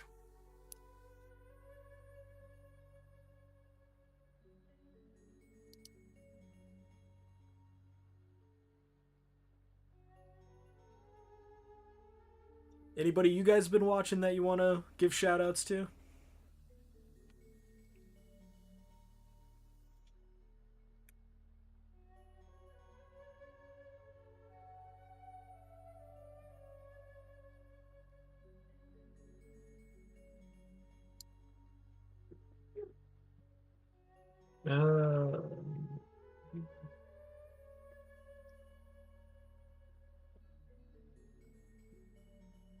Can't really think of anyone that's like creative stuff. I usually just kind of like binge junk food. Oh, just like sheer entertainment YouTube. Yeah, I got you. it's like what do I reference like VTubers? Is that like our is that in our Venn diagram? I don't know if that's necessarily the term creative that I would associate with how I would define it, but I don't know. I don't know about that one, Chief. It's gonna be weird when that's very hopeful thinking. It's gonna be weird if we get big enough that there is like people using their personas from Colony as their VTuber avatars. Surely there's bug VTubers at this point, right? With the direction that Twitch keeps going, is like we're going to get rid of. We can't do anything recognizable with like skin. It's fine. Fuck it. We're going to do chitin. Can't call it skin. It's not even elastic. We can't make anime girls quick turn Gargura into an actual shark.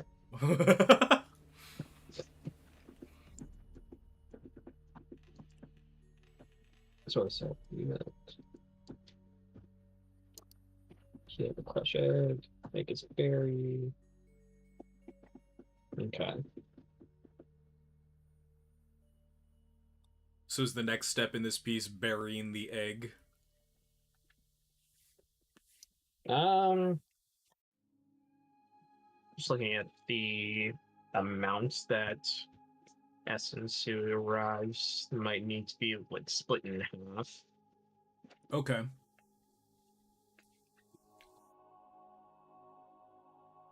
At your discretion, however you feel it's best to portray it.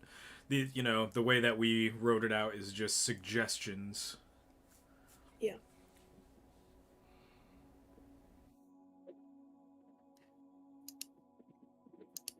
The information is there for you first and foremost. Yeah.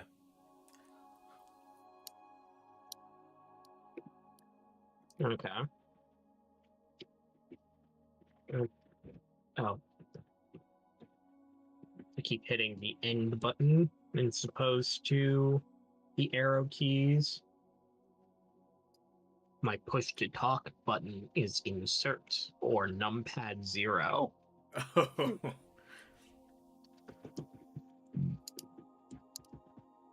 I somewhere, I don't know where it is, I have a literal push to talk button that I can just I plug it in with an XLR cable into my mic, and I can literally just hit the it's I can hit the button or hit a switch and keep it constantly on, just have it on pass through, or I can flip the switch off and have it be literal push the button to talk. It's very nice.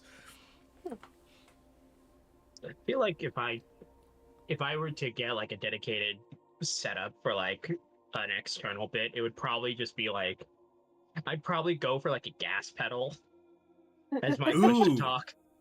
that's actually not a bad idea because you have your hands free at that point. That way you don't have to like divert away from what you're working on. I like that idea. So Yeah, bad that I was like, oh yeah, sewing machine style. Yeah. No, that's cool. gotta step on the gas.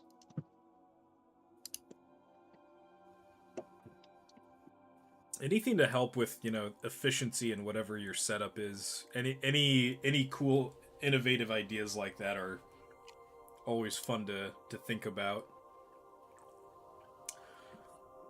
Gotta make like a pianist and just like have an entire network of foot pedals to change what emotion your PNG tuber is going to be. That's a setup that these guys actually deal with. God, I've been actually like I've been thinking of ways to because I love my desk and I custom built my desk for audio production. So I have this big drawer that slides out on out the front that holds my 88 key keyboard.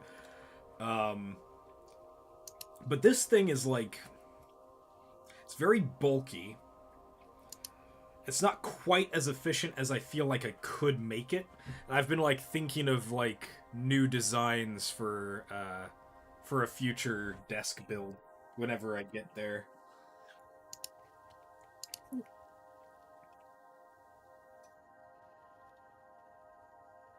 I actually like I don't really talk about it much, but I really do have a love of carpentry. I don't get to do it nearly as much because I just never have the tools or a garage to do it, but I love building with wood. Carpentry is such a relaxing thing for me.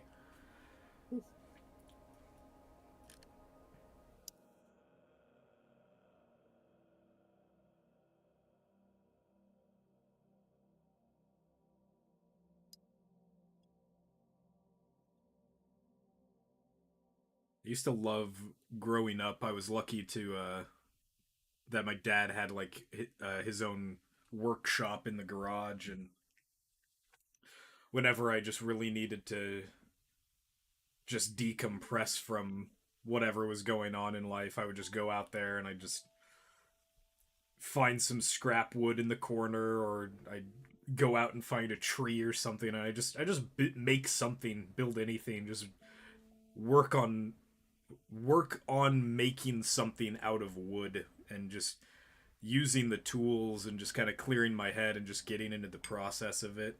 I love woodworking.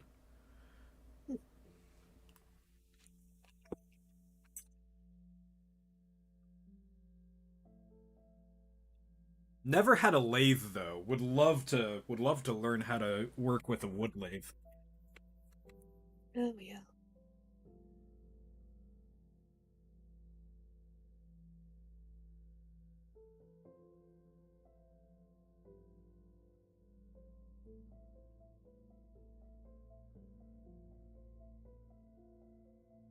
Oh, this is a wild perspective, Perp.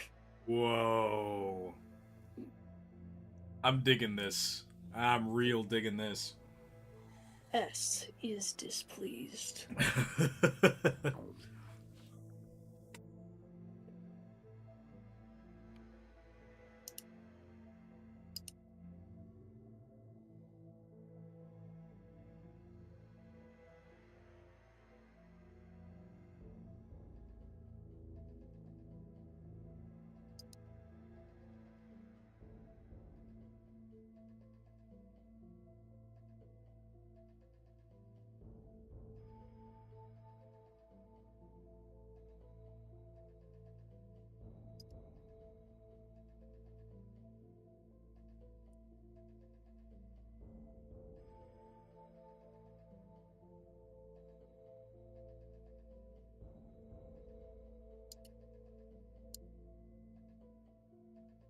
Oh, there's a nice through line there. This is exactly how Zack is looking down at the eggs before.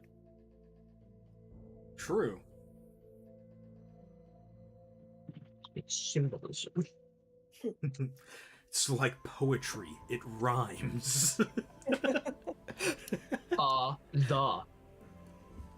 Exactly. Man's the next would I was Shakespeare'd. I thought you were going to say, Will I am Shakespeare? The past tense of William Shakespeare is would I was Shakespeare'd.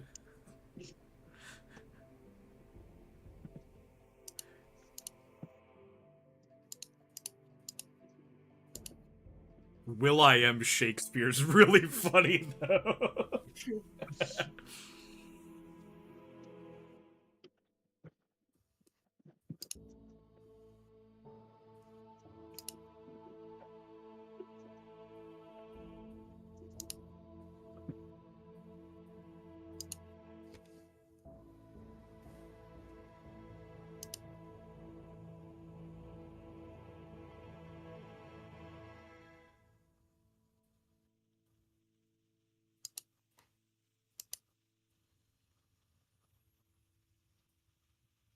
So yeah, where are you making the split in the scene? I want to update the document accordingly.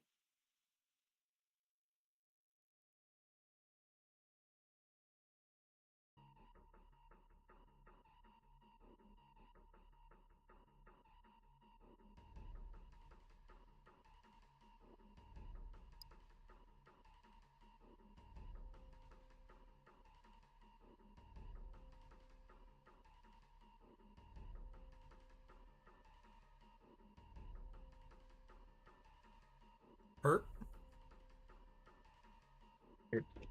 I don't. I keep forgetting that I'm on push to talk. I don't know if the source all should be shown in their healed form in movement too. Not okay. We don't have to necessarily show them healed. We can show them being healed, but we don't have to show them in their full forms until movement 3. Yeah, because it gives that little bit this like grand glory of this is the first time you see him. It's true. Yeah, I like that idea. Yeah. Good way to create suspense. I dig it.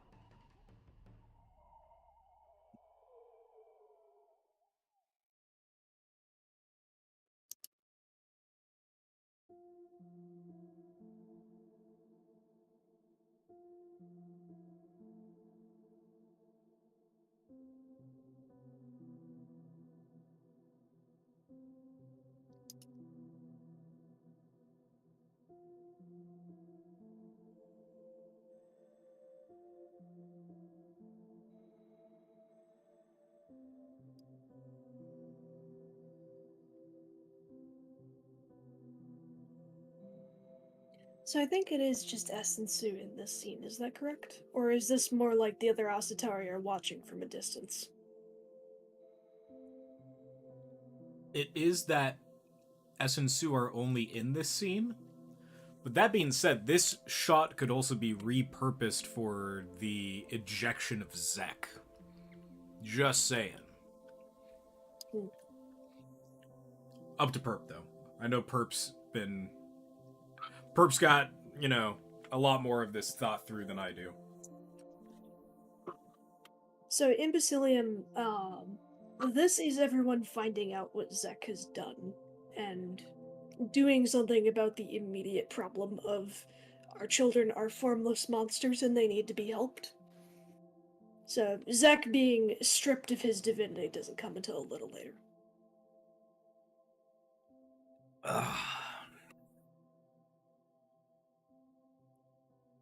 I'm also not certain that the term stripped of his divinity is necessarily the right way to go about it. Stripped of his original title, yes, but and being cast out of the presence of the Asatari, but still being an Asatari, just because of who he is, There's these interesting lines that I haven't really crossed to create labels or anything like that. He is known as the fallen Asatari. He is the only one who has that title to him, but he's still an Asatari, still divine, still has power, and to some degree a form of glory. But I think the way that I describe it or the way that I phrase it in the text is he no longer he shines with borrowed light, which is to say that he no longer produces his own light as he once did, or at least he doesn't emanate light the way that he once did.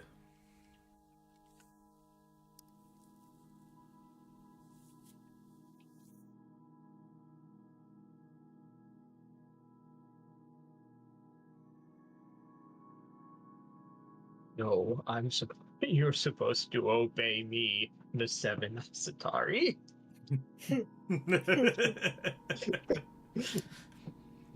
You mean the Chaos Emeralds?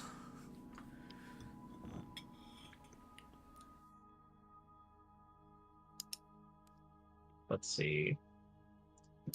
Pink was in Sonic 2, but was dropped afterwards. Brown could be the red substitute. And then white is like the main one. Yep.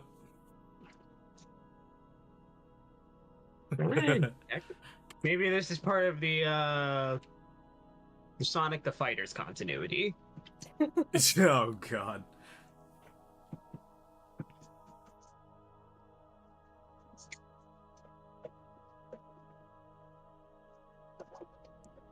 I'm going to hazard the guess that an unspoken part of the agreement that Klee and the Het thereafter serves as a giant species-wide phylactery for Zek, so he may persist through the stolen power of the Het in a way that isn't too far off. It's so the power that he steals from the Het is from Klee, who eventually becomes Het. That power was the power of his twin sister Sue, and that is the power that the Ro wield. It's that pure arcane magical power, and he no longer had access to that after being stripped of his power as an Asatari. That being said, when he steals it, that is in a way him using like that borrowed light, so to speak. It's also kind of a way to further kind of push into that idea of them being the planets, that the planets themselves don't actually shine their own light. It's that they reflect the light of S. And so that was kind of like a way for that to be like, for me to create a clue in, or like a reference to that nature of what their depiction is within Sakuta society. I don't know. Lots of parallels and lots of, not necessarily stuff that I've completely thought through to its fullest extent and degree, but there's the rub. Lots of parallels, lots of perpendiculars.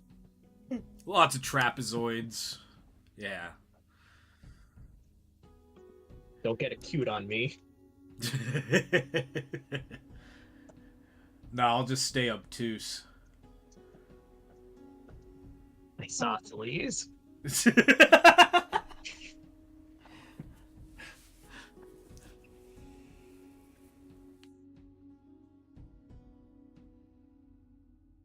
A biological tap for Zek. That's not a terrible way to express it, yeah.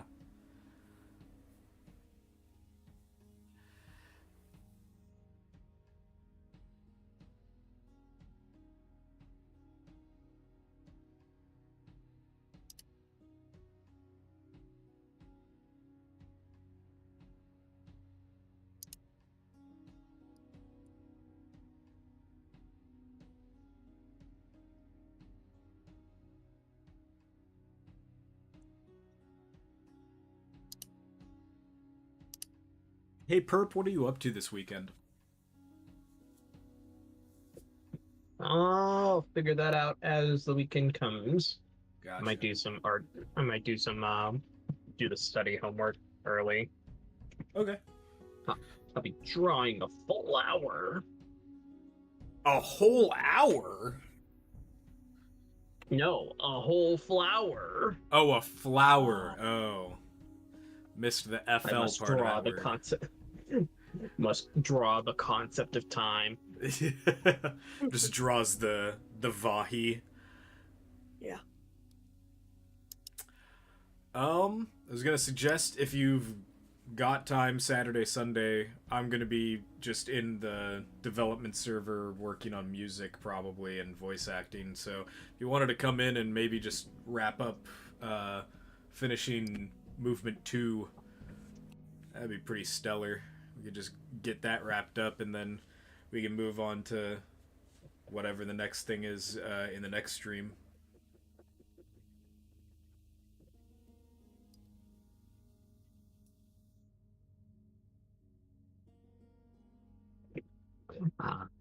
Working on music and you didn't hear the FL. I see how it is. God. That's such a crazy reference. It's like, I don't know how you put that kind of thing together in your brain sometimes, man. Like Sometimes you just gotta work with what just falls in your lap. yeah. That just kind of fell in my lap. I haven't thought about FL Studio in forever. That's crazy. I can't help but feel that as the population of Het grow, there will be more and more dire consequences for Sue as Zek takes more and more. It's an interesting idea. Haven't said I've can't say that I have put any thought into what those consequences have or could be, but that's as good of a theory as any.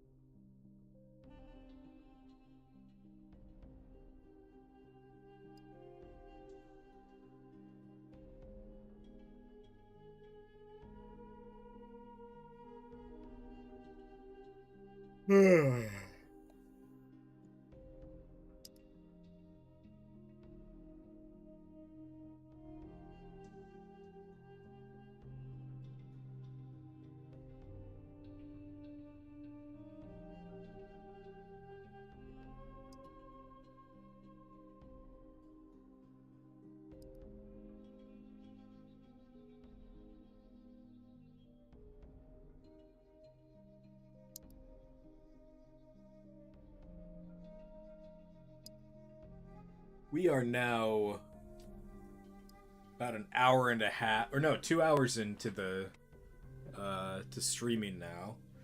At any point that you want to call it quits or whatever, just let me know.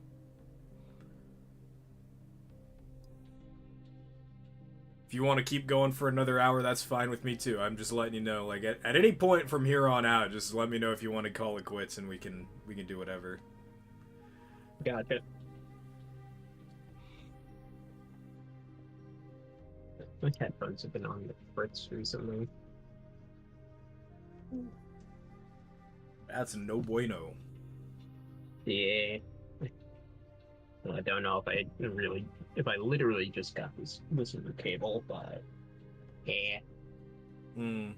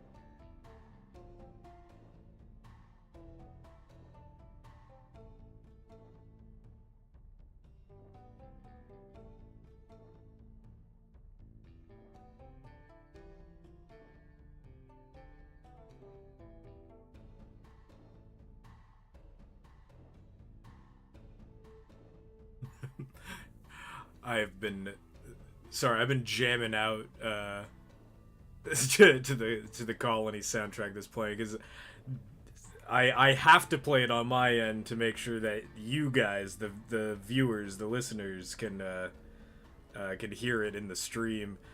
And every so often, I just forget that I'm just staying quiet and listening to the soundtrack.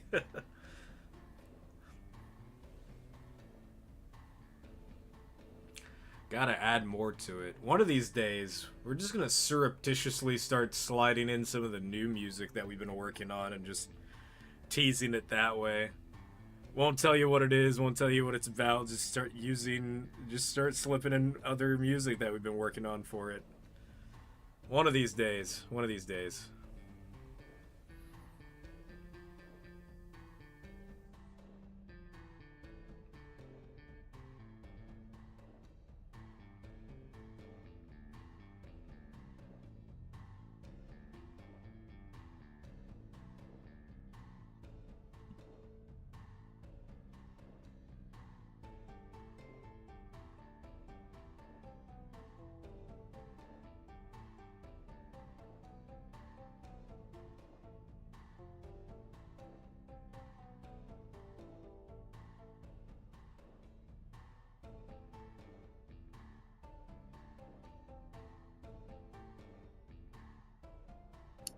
Which scene is this in the spreadsheet? I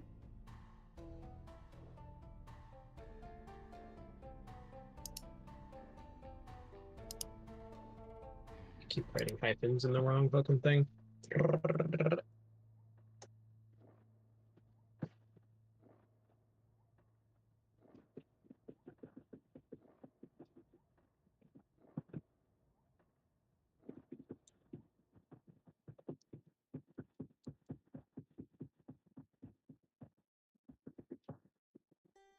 Okay, the Asatari Council. Very nice. E.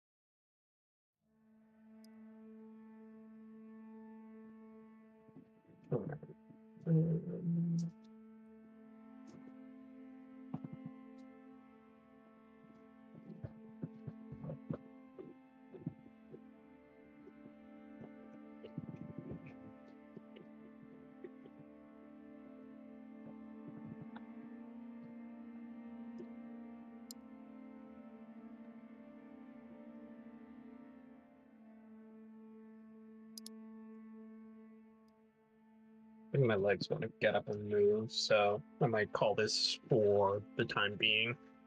Okay, sounds good. Okay. Just call it quits for tonight. Yeah. Got an Alright. idea for the next piece, and probably the piece that I skipped over. Sounds good. Alright, well, thanks so much. Thank you, Perp, for taking time to work on this today, and thank you everybody who came out to watch. And we will see you again in the next stream, next Tuesday. Alright, take care now.